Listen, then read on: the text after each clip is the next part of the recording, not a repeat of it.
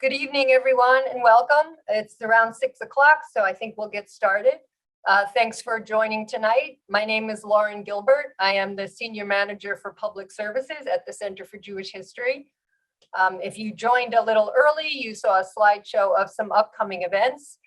You can sign up for any of those at the calendar on our website, which is cjh.org. If you'd like to enable the automated live captions on your screen, just click on the three dots on the lower right, click live transcript, and then enable auto transcription. The chat function is disabled for participants, so please put your questions in the Q&A box. We will get to questions at the end, as many as we have time for, but you can type them in as we go along. Today's program should be finished within about an hour. And it is being recorded and will be available on the center's webpage and YouTube page within a few weeks. If you registered for this event, you'll receive an email with a link to the recording. All right, so let's get into tonight's program. Let me introduce Eleanor. Eleanor, if you'd like to turn on your video. Eleanor Bergstein is a novelist, screenwriter, producer, and director. Her stories have been published in national magazines ranging from Transatlantic Review to Redbook and Cosmopolitan. Her first novel, Advancing Paul Newman, about women in politics in the 1960s, was published by the Viking Press. And her first movie script was It's My Turn, starring Jill Clayburgh and Michael Douglas. Her second novel, Ex-Lover, about sexual obsession, was published by Random House. She has worked on a variety of film projects, including the final script revision of Sister Act. She then wrote and directed Let It Be Me, which starred Campbell Scott, Jennifer Beals, Leslie Caron, and Patrick Stewart. Her most famous project was one of the most successful independent films of all time, Dirty Dancing. The unique continuing response to the story all around the world persuaded her that what audiences really wanted was a chance to be more involved in the story as it happened. This led her to reimagine Dirty Dancing as a stage event, one that combined dance and story and music in a new way. It was also her chance to write additional scenes not in the movie, which expand the characters, as well as add songs she had wanted for the movie and been unable to obtain. It has played around the world in 22 countries and 34 productions to phenomenal success in places as diverse as Holland, South Africa, Sweden, Australia, New Zealand, Germany, Hong Kong, Singapore, Italy, France, Denmark, and Mexico, breaking records in many of them. Through her company, Magic Hour Productions, she has just completed a memoir and is preparing a TV series based on her first novel, Advancing Paul Newman, and is at work on a new stage musical set in London in the late 1960s. So thank you very much for joining us today, Eleanor. Hi. So I'm going to start with a question that you probably get asked a lot. I realize the film is fiction, not your life story, despite some superficial similarities. Just how closely does it mimic your life experience? Well, it uses, can you hear me? Is this working? Okay, I'm sorry, I'm so unsure about how to do all this technology. It uses a lot of things from my life, but it's not the story of my life. My father was a doctor. I went to the Catskills with my parents as a little girl, but I was 10 and 11 and 12, as you see in those photographs. And I loved to dance. Politics was very important to me. I was a combination of the two sisters. I very much wanted to change the world, and I thought if you reached out your hand, you could, but I wanted to do it in a matched sweater set. So I'm a kind of combination of the two sisters. That's great. So how accurate do you feel the depiction was of the time period? We worked very hard on that, and I think it was good. I should say I was one of the co-producers of the movie, so I was there at every second from the casting all through the final sound mixing. So anything that's terrible, I have to take responsibility for. I didn't have bad people doing what I didn't want. Having just rewatched the film a few days ago, I was really struck by the amount of social commentary and class issues that you put into the film. Was that important to you? Oh yeah, it was totally important. And what happened is that people said, but what is very interesting to me now is at the time people said, what are you putting abortion in for Roe versus Wade's been here for years. Remember, we made this in, in 89, about 63. And I said, well, you never know. And they said, and why are you putting all this stuff about Vietnam? It's over. And I said, well, young men may be sent off to fight in another place another time. And one of the other things is why do you have, the stage play has much more to this, but it was the summer of Martin Luther King's I Have a Dream speech. And they said, why is that stuff in? And of course, as the show is going around now, we have Black Lives Matter marches every place. So what makes me not happy at all is all the things that I was told have been laid to rest while was I inserting it in this film have come back to haunt us. And that can only make me sad. Yeah. So was there anything that the filmmakers wanted removed that, that you felt was important to keep in? Well, while it was going on, they were concerned that they didn't want me to spend so much money on the music. It was more things like that. Do you really need these songs? Couldn't you have sound effects? But right before it came out, the studio called me and said, oh, we've just gotten some blowback from the Catholic Church. So we'll give you the money to go into the editing room and take the abortion out. And I guess I had always known this day was going to come. So I said I would be so happy to. But the fact is, it's the reason for the whole story. If we don't have it, baby doesn't learn to dance with Johnny. There's no way they fall in love. There's no way that he is fired. So I really can't. And they said, oh, too bad, we should have seen it earlier. And of course, on the page, it takes very little space. It's just the reason for everything. And what I always tell screenwriters or everyone, if you're going to write something that means a great deal to you in terms of moral or ethical or social or political reasons, make sure that it's very completely necessarily put into the plot. Because otherwise the day will come, and it will come. I sound like the Godfather, don't I? But when it comes, then you can say, I'd be so happy to take it out, but I can't. And did you have trouble getting the film made? Oh yeah, we long time before anybody would accept it. It was turned down by every studio. It was the time of Flashdance, Footloose, Saturday Night Fever. So we thought, okay, but all the studios, it turned out to be very lucky because all the studios that had made those films hated this and turned it down. And had they made it, they would have taken out the reasons that I made it, which was all this historical and social and political subtext, because all those films were fantasies, girl works as a welder, they had no real relation to the real world.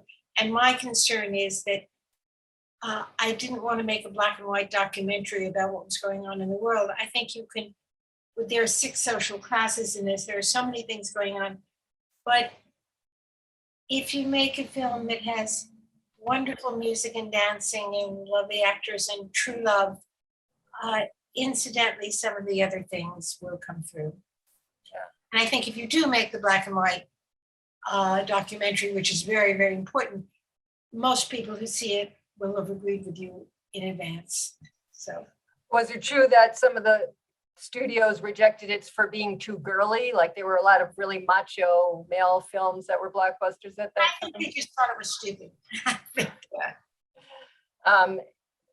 So do you think, there aren't a lot of films that tackle abortion now. Do you think you could have gotten it made now? Well, actually, there aren't a lot of films that tackle abortion now, or in a different way. It's interesting about, I don't know, it was about 5 or 6 years ago, someone came to me and to talk about abortion. I think it was Vanity Fair, some big magazine.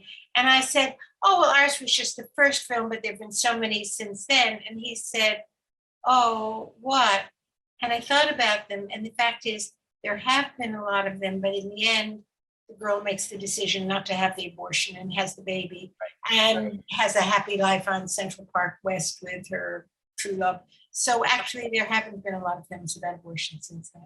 Right. Or they have been, but at the end, she says. Right. So they're not really about abortion because it doesn't happen. Yeah, exactly. Yeah. Exactly. So how it's involved? Not about illegal abortion and about all the pain and terror. So how involved were you in the casting? Oh, everything. I was there at every casting session. As I said, I was one of the producers, so I was every place. And I think legally, of course, you have, as the writer, you have no rights, and as the co-producer, you have even fewer. But if you're there all the time and you have colleagues who want to do what you wanted to do, you pretty well get what you want.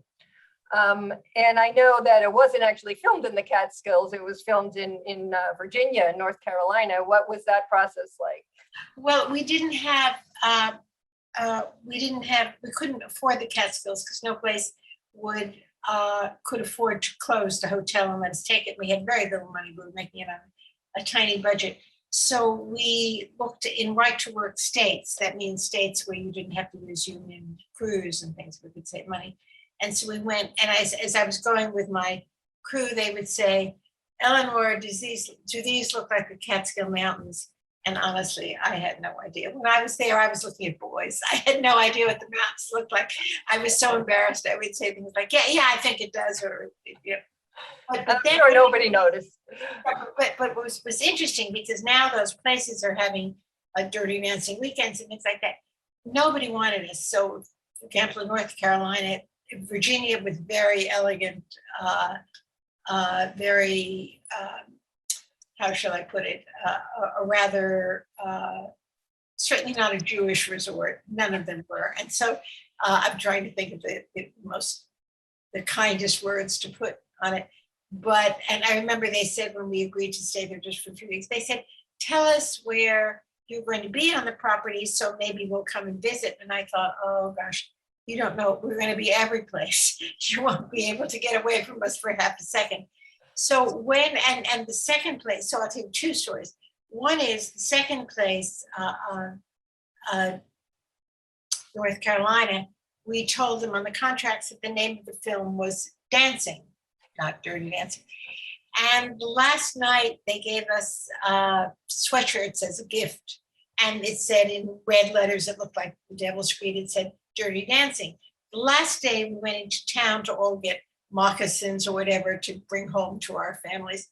And the only piece of clean clothing we had was this new sweatshirt. So suddenly we all came in these black sweatshirts with red devils writing saying Dirty Dancing. And it was so terrible. It was as if the devil had suddenly appeared to town because they'd liked us. They thought we were making this movie called Dancing. And the first movie in the very elegant North Carolina, East Virginia place, they had in the contract that they would decide at the end whether or not they would put their name at the end saying thanks to. And they came to one of the later screenings of the film. And by that time, everybody hated the film. The exhibitors hated it. The distributors hated it. I would sit in the back of the room where they had their cigars and they talked about how awful it was. I mean, they thought it was going to go right into video, and no one had a decent word to say about the film that you saw a few weeks ago, and it isn't that we then changed it. But Amy O, the director, and I were just so desperate. And when the people from Virginia came, we wanted somebody to say something nice. So they came in three-piece suits, and we came toward them when it was over. And we wanted something nice. Though it made no difference to us if they used their name on it or not. We wanted something. And so I remember walking up to them and they said, well, that baby took her clothes off too much. And she was fresh to her daddy. But then she was sorry. So we guess we'll leave our name on the film. And we were so happy because we thought at least we've gotten one positive thing from this whole thing. Now, both Mountain Lake and Lake Lure have dirty dancing weekends where you pay a fortune to leave your car there and go through all the places. So I mean, the people were nice. I like them, but it's very amusing to me to see what's happening. So why do you think everyone got it so wrong about the film? The initial viewers, the producers, and the studios. You know, it's very interesting. The audiences got it right away. It's middlemen who, for any of you out there writing books, making films, doing plays, the middlemen are the hardest. those audiences within the first show, we were okay. And it was really funny, you know, my husband wrote the Kellerman's Anthem, you know, Kellerman's, we come to you. And we thought that it was going to be in theaters only for about 3 days. And so we were supposed to go to Venice then, but we didn't because we wanted to have the experience of it in the theater. So we went to almost every show just to see it on a big screen. And the second day we were there and we were behind a whole row of young women, actually young Afro-American women, very elegant. And they were singing the words to the Kellerman's Anthem, you know, Kellerman's were coming. And my husband started poking me saying, he's a poet, a professor at Princeton, saying, listen to that. And I thought, what a jerk. And I said to him, yeah, they're very nice words, honey, because I thought, how stupid is this? We walked out, he said, did you hear they knew all the words? And I said, yeah, that's, and he said, no, for them to know those words, it's the second day they already had to see the film at least 3 times. And that's what happened. People saw the film, walked out and went right back in and saw it again. And something that we didn't know, because, you know, we weren't those kind of professionals, there was a Friday night show that did exit polls. And the biggest exit poll that made them, we went to one theater and an usher came over and she said, oh, I'm so sorry. We had one guy who hated the film. And when they did the exit polls, he buttonholed them and told them how awful the film was. So I thought, oh, here it goes. And that Friday night we were watching and they said, exit polls for Dirty Dancing. And I put my head under the covers and my husband pulled it out and he said, listen, but the big fact, which we didn't know until later, was yes, 9 out of 10 people liked it. 9 out of 10 people said they would recommend it to their friends. But the real item, which was astounding, is that 10 out of 10 people said they would go see it again. And that's what happened. People went right back in and saw it again. So it went on and on, and no one anticipated that, least of all us. And we just kept calling each other saying, and the first week, after the first week, the numbers always go down. And when they went up, I called the studio and I said, look. And they said they must have counted wrong. So there was nobody who believed in this, but and even we who made it didn't, we just had done what we wanted. Yeah. You mentioned to me in an earlier conversation that there are a lot of misconceptions about the making of the film. So do you know where these stories came from? And do you want to dispel any of these myths? Patrick and Jennifer got along fine. It was hard because we had no money. It rained a lot. These seasons changed, so we had to paint the leaves green because they were turning. So that's true. Yeah, that was true. But that happens on almost any low budget film. But my colleagues were absolutely wonderful. One of the lovelier things that happened, though at the time it wasn't, is that the studio called me and they said, do you want to hear something really crazy? Sit down. And I said, okay, I'm sitting down. And they said, the New York Times wants to do an article on the movie before it comes out, and you'll never guess who they want to interview. They want to interview you. Isn't that the stupidest thing you've ever heard? And I said, and they said, we tried to get them to interview somebody else, but they said, no, they would see Ellen, they would just interview you. So my husband and I ran out and bought an air conditioner because we don't have an air conditioned apartment. And actually, I remember, and you can't return it, and it was expensive. And the reporter walked in, a man named Samuel Friedman, who I love to this day, and he said, it's too noisy, would you turn it off? And I remember thinking, $75, what are we gonna do? And he said, they said he's an expert on the music and history of the period. He probably wants to talk to you about all the mistakes in the film. This is the studio. And I said, well, actually, there aren't any mistakes in the film. I mean, there are a lot of mistakes of artistic execution. We did our best, but certainly in terms of politics and particulars and what happened to it, I was very, very, very scrupulous about this. And he walked in and said, there are no mistakes in the movie. And he had actually wanted to talk to me because he thought there was a very serious social and political subtext to this movie. And the poor writer, because they turned it into this rather stupid teenage movie. So he wanted to give me a chance to explain to the New York Times what I had meant. And at that moment, you just want so badly to say, everything bad is everybody else and everything good is me. But it really was not true because my colleagues were there just to do what I wanted. So I had to explain that I'd been one of the producers, that everything was the way I wanted, and that the music and the love story and the plot were all for me what I had intended. And he was a very good reporter. I don't believe I made him like the movie any more than he did because you can't do that. But he wrote a very, very careful article explaining exactly what I had had in mind that was on the front page of the entertainment section of the New York Times. And the studio was so astounded by this that they sent 1,000 copies across the country. And this is why you've seen the movie now, because they were pitching it up until then as a teenage movie that would go into the malls, and a movie never goes up. When this article went out, the first weekend we got an adult audience. And from an adult audience, you can go down to teenagers, whatever. But if you start pitching it for 14-year-olds, you're never going to go further than that. So even though he didn't really like the movie, he did a fair job, and that it's the little things that get you over the hump suddenly. And we had a lot of bad breaks, but that was such a good break, and I think that's why we had a chance to find our audience. In what way, if any, would you describe it as a Jewish film? Sort of just beyond the obvious, the family is apparently Jewish and it's a Catskills resort. Well, I was very concerned about that. I mean, because I had gone to Grossinger's with my parents as a little girl. So I was very concerned that we had a Texas crew. I was very concerned that we never had milk and meat on the table at the same time. We had, because all our extras came from North Carolina, we went to local temples so that we would have somewhat Jewish faces. And then it turned out when we'd scheduled it, we hadn't seen, but we had the big finale dance on Yom Kippur. And that was so terrible. There was nothing we could do. It was scheduled that way. And we went and begged the people to come back. And then my cast, which was my crew, which was really trying to help them, was very nice.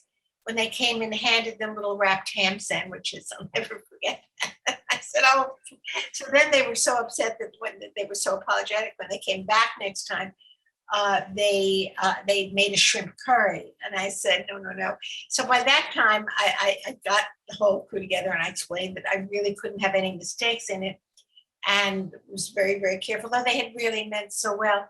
And then I remember at some point in the scene in the kitchen where Penny is crying, somebody opened a cabinet and said, look, Eleanor, and you opened the cabinet and there were box after box after box of matzah. And they said, look, Jewish food. And I said, oh, no, this is August. Summertime. So we kept the doors closed. If you look at that scene, you will see the doors never open. So I tried to get the details right. If you know what you're looking for, you will see from the name, you will see from what's going on. I mean, for me, it also had to do with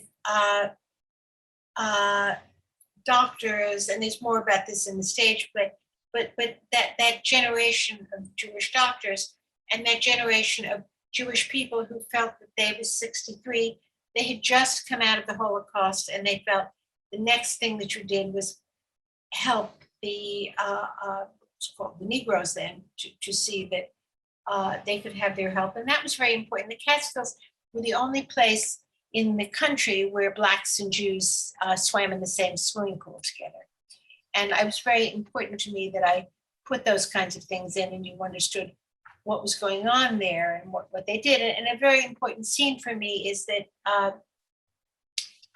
when Penny has her abortion, baby comes and wakes her father up, and unhesitatingly, he grabs his bag and runs across this forbidden, transgressive space to take care of her.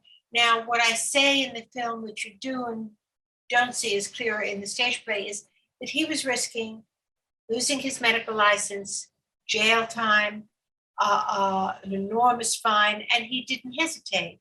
And that was that generation of doctors and professionals who just had a very strong ethical basis for what they did. And I've always associated that with Jewish doctors and Jewish professionals.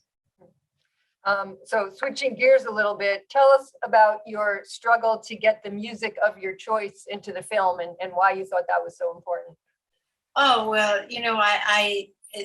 the steps were my steps from dancing in junior. I mean, we had a wonderful choreographer, Kenny, but they were based on the kind of dancing I did as a little girl in Brooklyn. And the music was based on my old 45s. So I had taken out all my old 45s. When I say that to my assistants, they say, 45, 78, what are you talking about? They don't know what I'm talking about. But I got out all my records, and then I wanted to use them. And that was okay for a while, because I mean, they thought the movie was such a piece of junk that it kind of didn't matter. Nobody questioned me at first. Toward the end, when we were putting the music in, and we had put the music in while we were shooting the scenes, but that was on a different track where you could take it away. They said, it's too expensive. These songs cost too much to do. And when you would take the music out of the scene would just sink. And I said, no, we have to have the music in. You can't. And somebody wanted to use the Fine Young Cannibals. And I said, no, we need that music from the 60s. And nobody knew it then. The only time that you could hear that music was on something called The Late Show. So for $1, you could get 30 songs. I mean, it was not popular music, but it cost a lot to try to put it in a movie. So they said, we'll do sound-alikes. And what a sound-alike is, a cover band does it. And I didn't want any of them. I wanted the original movie music. And I just whined and complained and, moaned and said they were ruining the whole movie. And finally, I just wore everybody down with so much irritation that they said, okay, this is what we'll do. They came in to see me at 6:00 at night when we were closing the studio. And they said, okay, tomorrow morning at 9, come in, and we're going to play 10 sound-alikes and 10 originals. And if you can get 6 out of 10, we'll give you the originals. And if not, you get the sound-alikes and shut up. And I thought, okay, that's right. When I came home, I tried to listen, but I didn't. I had originals, but I didn't have sound-alikes. And I thought, okay, here the trumpet comes in, here's the vibrato. But by the time I came in the next morning, I didn't know what I was doing, and I thought I was going to lose it all. And so they had sound-alikes, and it really took me no time, because I heard a sound-alike, and then I heard an original. And it was so clear it isn't where the vibrato comes in or where there's a trumpet, because it's the same on the sound-alikes. It's that the originals sounded like songs that I loved, and the sound-alikes sounded like songs that I used to love. So I nailed them all, and they gave me the originals, and that was. I guess that was where a lot of the small budget for the film must have gone. Yeah, and I have to say that they released the record. They released the record during the summer, and the film came out in August. They released it in July. Nobody knew what Dirty Dancing was. Nobody bought the record, so they put it in a warehouse. When the film came out, people walked out of the film and into a record store. Remember them? And went into a record store to buy the record, but it wasn't around. So anyway, then they retrieved the records from the record, and then we were the #1 soundtrack. I mean, we've sold something like 60 million copies of the soundtrack. It's been great. We outsold Michael Jackson, so that was great for me. So why do you think the film struck such a chord and has become so ingrained in pop culture?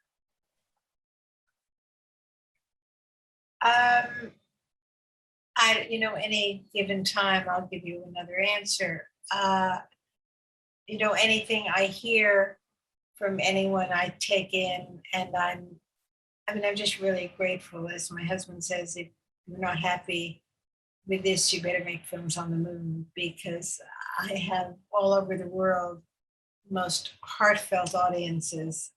And that's really just a pleasure. So I can give you reasons, and everybody has their own reasons. I think everyone has a moment in their lives when they think, if I had walked through this door instead of that, everything would have changed. And that's why I think the most important scene is when she says, most of all, I'm afraid of walking out of this room and never feeling the rest of my whole life the way I feel when I'm with you. So I think it's a moment that if you're very young, you're just coming to a moment in the middle of where you're wondering if you missed it, a moment later when you're looking back at that moment. So I think that's part of it. But I think it's about a time for me when you felt, when baby, there was a great courage, felt that if you reached out your hand and you were brave enough, you could change the world and make it better. And of course, it's much more complicated than that, as we know. So I think it speaks to that moment when we all feel there's a moment when we can make the world better.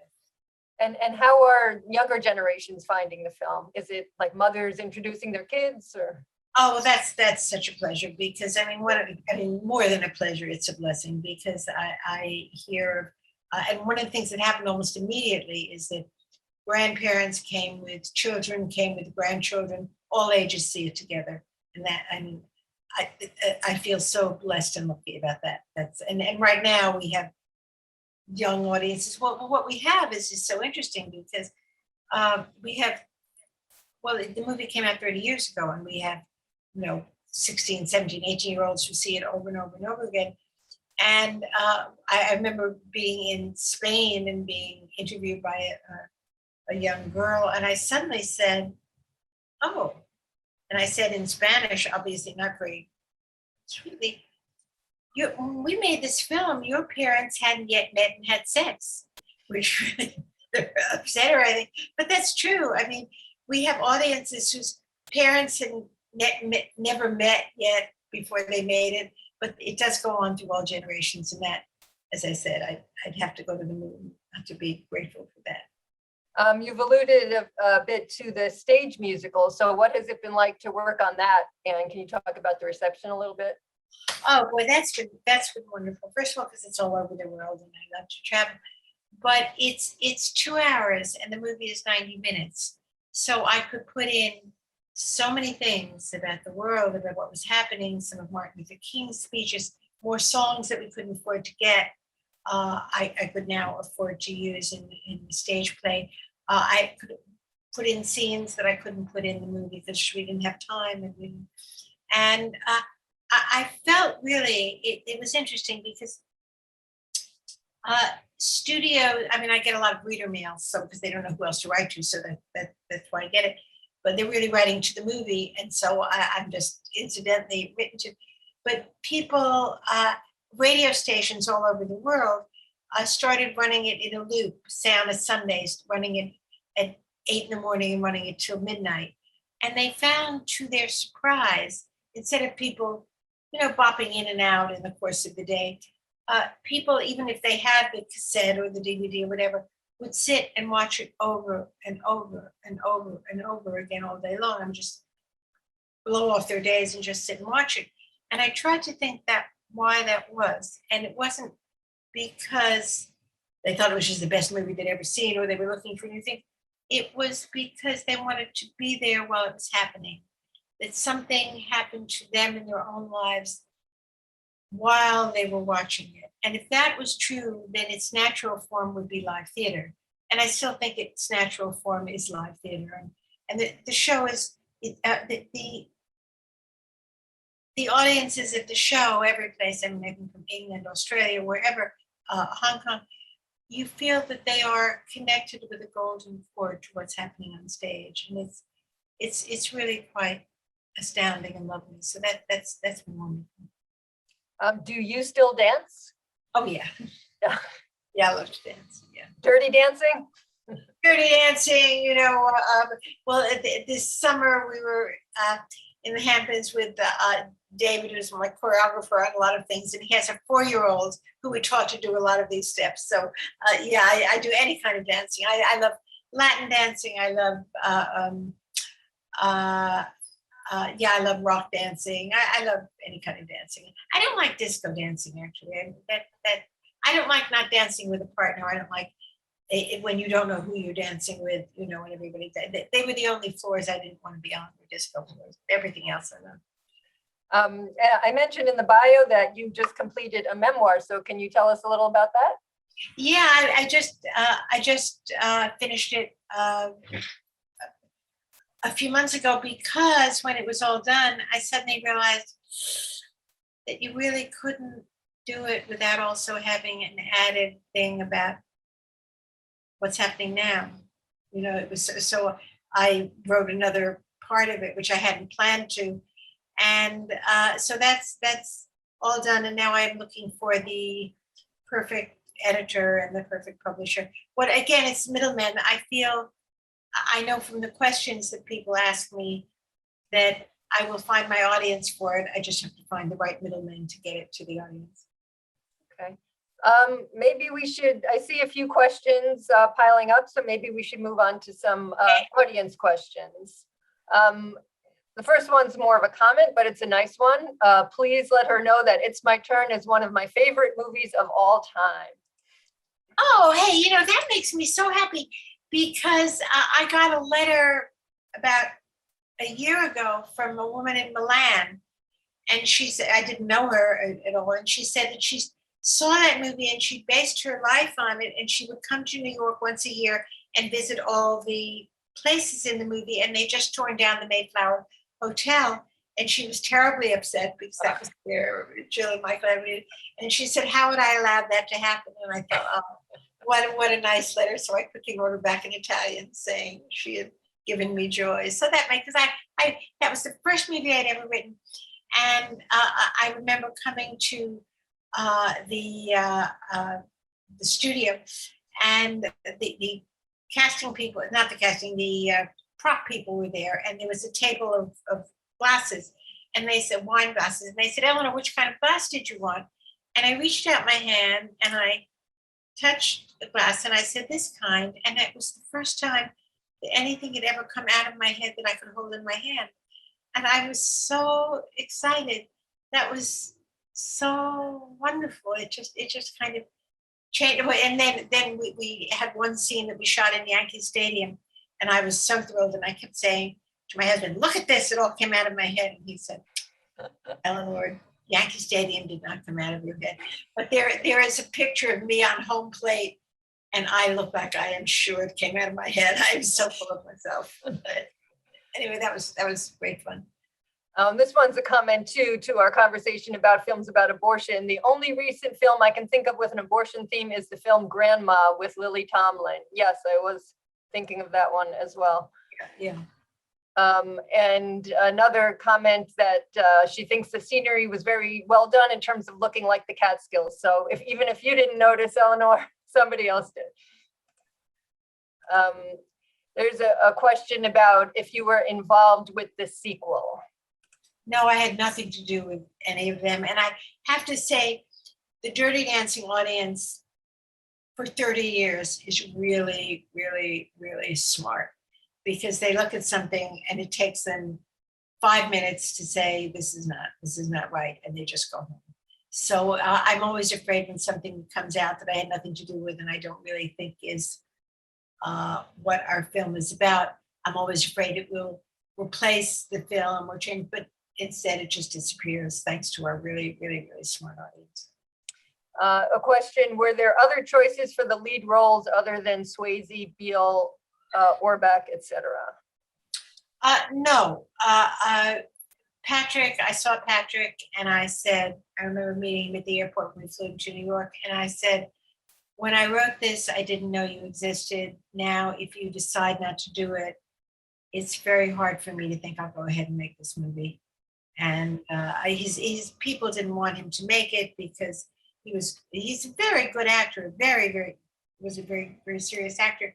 He had a very damaged knee. He wasn't going to dance anymore. In fact, he had no dancing on his resume. And I was talking about the kind of eyes I wanted. I wanted very hooded, frightening eyes, so that, you really had to make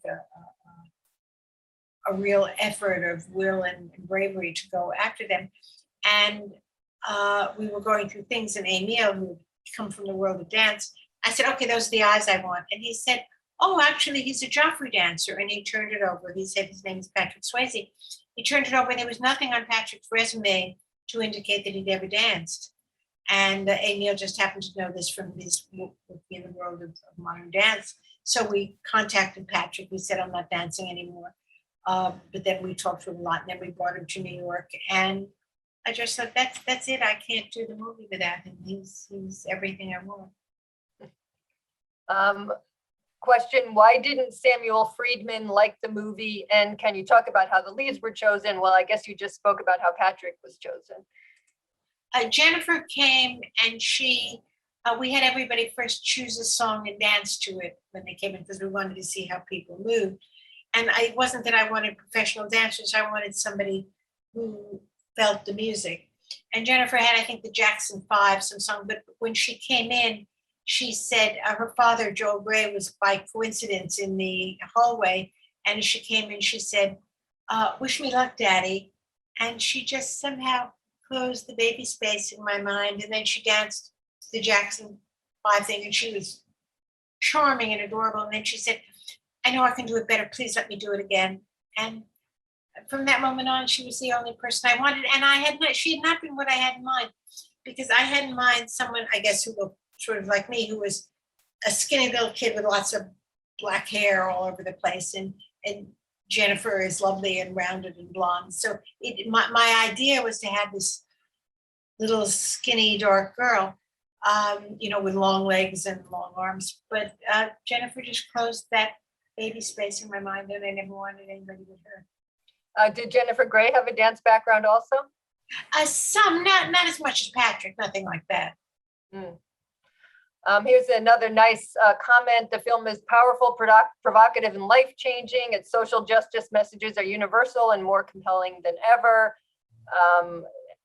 Thank you, Eleanor, for your strength, for fighting through the multiple obstacles, and for your brilliant vision. Well, thank you so much. Another comment, a big piece of the magic is that everything fits, nothing seems superfluous. The flow is impeccable and the moment in time is captured not only obviously, but with nuance. Thank you for the magic. So many lovely comments. Thank you. Wait, Robin, you want to turn the light on? It's getting dark in here. Sorry. Yeah, so a lot of these are more just appreciative comments more than questions. My best friend and I were that. I'm totally happy with that. Yeah. My best friend and I were that target age of 14 in 1987, and we watched Dirty Dancing over and over and over. To this day, if it comes on TV, we all call each other and make sure we watch it again. Thank you for this wonderful gift to the world. Well, that makes me so happy. You know, I was in London one day because slowly did we realize that more and more people were seeing it. And I remember I was thinking of bringing the show to London, and I went to London and I was in Boots, one of their, what are they, stores that sell makeup. And I said to the girl there, have you ever seen the movie Dirty Dancing? And she said, oh yeah, I have 2 cassettes of it. And I said, oh, okay. Why do you have two cassettes of it? And she said, well, because it's worn out in different places where I go back to it. And the girl at the next counter said, oh, I have 3. And I heard all this and I thought, oh, that's so nice. There's a request to talk about Patrick Swayze. I mean, you did a little bit, but is there anything you'd like to add about Patrick Swayze? Yeah, I actually would, because when he died, I was very concerned because I had the show going all over, and I was very concerned that we not sell tickets on his death. And the actors in the play who loved Patrick, I mean, they didn't know him, but they loved him. They all wanted to give interviews saying, oh, I based my performance on him, or whatever. And I sent out notices all through the country. I think we had something like 15 shows then saying, no one is allowed to give anything but a statement saying the whole cast and crew send out, I was very, very, very, so I was constantly concerned that we not seem to be capitalizing on him. I've been in touch with Patrick all the time, and he was a very, very, very loved friend of mine.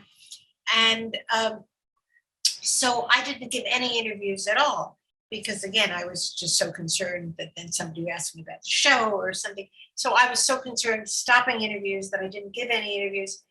And when I looked them over later, I was very sorry that I hadn't, because what I would have said, which I'll take advantage of this thing to say now, is that though they all talked about his career and how sexual and beautiful and wonderful he wasn't a great dancer and a great actor, what they didn't say is that he was a very, very good man. And that was really what he wanted more than anything else, to be an honorable and a good man, and he was. And I wish I had said it then. So because nobody taught, no, they didn't say he wasn't a good man, but that wasn't what they were concentrating on. And so I take every opportunity I can now to say that. Thank you. A comment, I wish I could move the way the dancers did and still do. As a dancer, do you think that Baby could have learned to dance to move her body that way in that short amount of time? Yes, and we worked very, very, very hard on that to be fair, because we had a camera because Emil and I were very busy. We had originally planned for me to go to the dance studio and he would do the others, but we wanted to do everything together. So we would keep like a big brother camera in the dance studio, and then we would sit and watch it and watch it and watch it and saw it, because Jennifer didn't know how to do any of these dances. Patrick, of course, was a professional dancer, he could, but Jennifer was not. So we would watch what she could and couldn't learn and how long it took her. And then the last dance is really one of the reasons that we have the same dance over and over and over again. I remember Kenny, who I love, had done a beautiful final dance, and we said, Kenny, we can't do it because Baby wouldn't have had time to learn it. So it's got to be the first dance that she does at the Sheldrake, only better. So we have the same dance 3 times. It's the mambo that Baby and that Penny and Johnny do to begin with. It's the dance that Baby does very clumsily at the Sheldrake, and then it's the best version of it, the way you can dance when your heart is high. So what we say is, we showed, if you look very carefully at the film, you will see her learning just about every step that we do there. And because she does it better in the finale, for sure, I feel it's the kind of dancing that if your heart is high enough, you dance better than you've ever danced before and will ever again, perhaps. Here's a comment. I went to Grossinger's for Passover holiday when I was in high school in the 60s. Getting on the dance floor to cha-cha with a handsome college student was magical. Did you have that experience too? Yeah, it wasn't in college so much. It was when I went with my parents to the Catskills. They had a champagne hour where they had people come out to dance. And my parents would hit the golf course and I would just go to the dance studio when I was just a little girl, but I would put my nose against it. And so they thought it was funny. This little girl was there and I had all these lessons. And then in the, on the Thursday night champagne hour, I would come out and do all these mambos and things. And it was so funny to see this little 11 or 12-year-old doing it that I would always win and my parents would drink the champagne. So that's my memory of the mambo, which I love. And the cha-cha, yeah. Comment, I also love this film. I was 13 in 1990. I remember thinking that it was the first movie I'd seen where the heroine looked Jewish/Ashkenazi. Was that deliberate?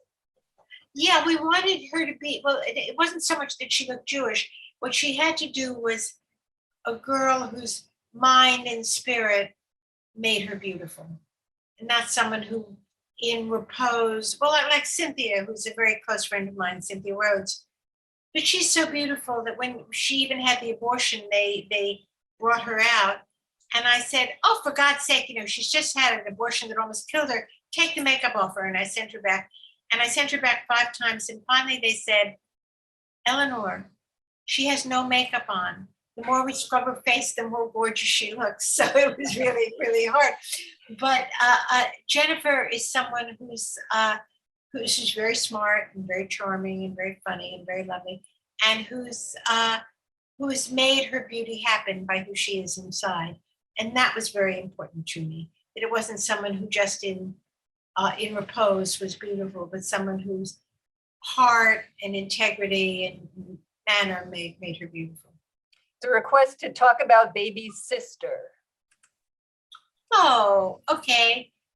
So as I said, I have a sister named Frances, who unfortunately I lost 2 years ago, who was a friend of your mother's.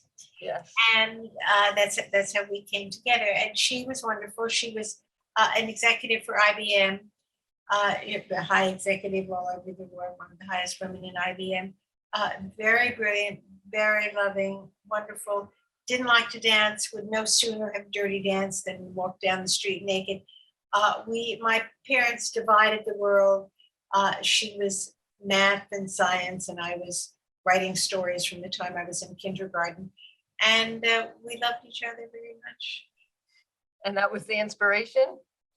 Well, what I wanted to do was have, but as I said, I kind of divided us in half. So I had this earnest, really smart baby who loved to dance. So it was, it was half Brad and half me. And I put us together and I mushed us together and I made two characters. Here's a comment. One of my favorite moments is when Honey Coles dances with Jack Weston for a few moments. Can you talk about them? Oh, it's, I love that too. And that's what I mean about 90 minutes. Honey Coles was probably the best tap dancer in the world. And we just lost your sound, Eleanor. you have me now? Yes. Okay. The most terrible, one of the big disappointments for me is that we got Honey to come and do it, and we could only use him a little bit. I wish so much we'd had more of him. He was wonderful. And I don't know if any of you made films, but when you make them, you come and you have to wait on and on and on until it's time for you to shoot your scene. And once it was raining and I came, and I loved Honey. I have some pictures of Honey and me dancing because we used to do the mambo in the corner. And he was a wonderful man. And he and Jack became very good friends. And Jack was so thrilled to be dancing with Honey. And one day I came to the set and they said, oh, Honey and Jack are all the way up on the hill. We have to wait 20 minutes before they come down for the scene. Tell them they've got to wait on the set. So I went up in this pouring rain to where they were in a cabin. And I said, we need you to sit on the side of the set till we're ready to do it. And Jack said, Eleanor, I'm too old and too rich to do anything like this. And Honey said, Eleanor, I'm too old and too poor to do anything like this. So we arranged to never have to wait on the side. But that is, for me, a great sadness because I would have loved to have 20 minutes of Honey dancing. He's a brilliant dancer. I was so sad not to have more of that. What attracted Jerry Orback to the role, if you know? Well, we gave Jerry, this is before Law and Order and things like that, and we gave Jerry, I gave out participation points, which usually agents laughed in my face because who thinks you're going to get 20 cents on a participation profit point on a little movie about a little girl in the Catskills. As Jerry says, had they known how successful this movie had been, they wouldn't have given them to me because we did, and he made a lot of money to my thrill on it. But he came and he was just so wonderful. I can't imagine anybody like him. And I remember a story that somebody told at his funeral where Jerry loved to travel. And he had they were off on Greek Island, and they took a boat that changed to another boat, that changed to a beach, that changed to another boat, that went to another island. And when they got there, everybody was very lovely. And they gave him a handwritten note in Greek. When they got back on the boat, on the island, on the other boat, on the next boat, they gave this handwritten note to the captain of the ship, of the Greek ship. And they said, what does this say? And it said, we love you, dirty dancing doctor.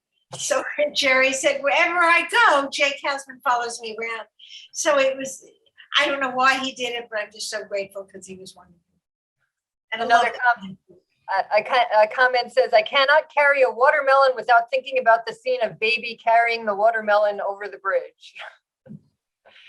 And here's maybe we can end it on this question because it sort of brings it back to current events. What do you think Baby would do in states like Texas to help people get abortions? Oh, well, I think she would be working her ass off. When in the last election, I just kept saying, I put out a video saying, people ask what Baby and Johnny would be doing now. They'd be working their asses off in this election to elect Hillary, to elect Joe Biden, to do it. It's quite clear they would now just be doing everything they could to make the world the way they wanted it to be. This was set in '63, so the summer of '63. 2 months after the events of this movie, Martin Luther King's speech, Martin Luther King was killed, then John Kennedy, JFK was killed, then the Beatles came. And the following summer, this would not have happened because rock music was above ground. Nobody would have been down below and doing cha-chas above. So what I always call it is it was the summer that was the last summer of liberalism. Sorry, the last summer of Liberalism. liberalism. 63, yeah. All right, well, thank you so much for taking this hour with me, and thank you to everyone for joining us. It was really fascinating. Well, thank you for your kind questions, and thank you for inviting me. And I wish you a happy holiday coming up. And it was a great honor and pleasure for me to be here. So Thank you so much. Take care, Eleanor. Thank you. Bye.